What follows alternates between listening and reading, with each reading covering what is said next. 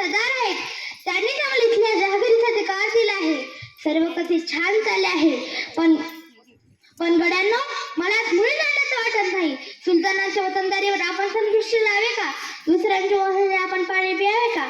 आपल्या चारही बाजूने अनेक परकीय राजवटी आहेत. त्यात फार शुद्ध चाल असतात. त्या युद्धात आपली माणसे नाहक मरतात.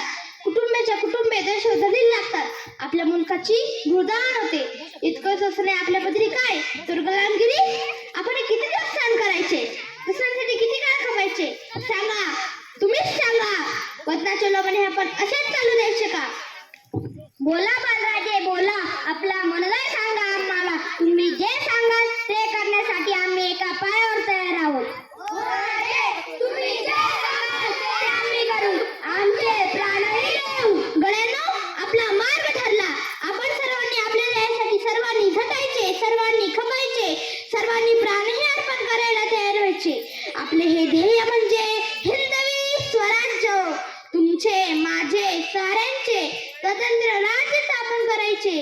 परक्यांची गुलामी आता नको. उठा, या रायरेश्वराला साथ उठून आपण प्रतिज्ञा करू.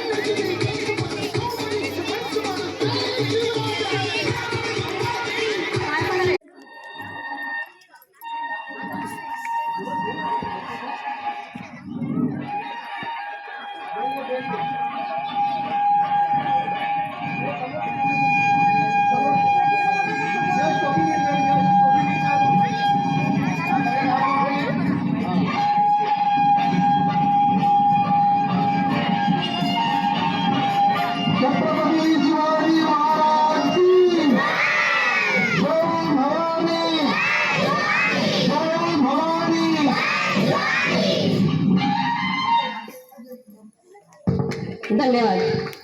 छत्रपती शिवाजी महाराज की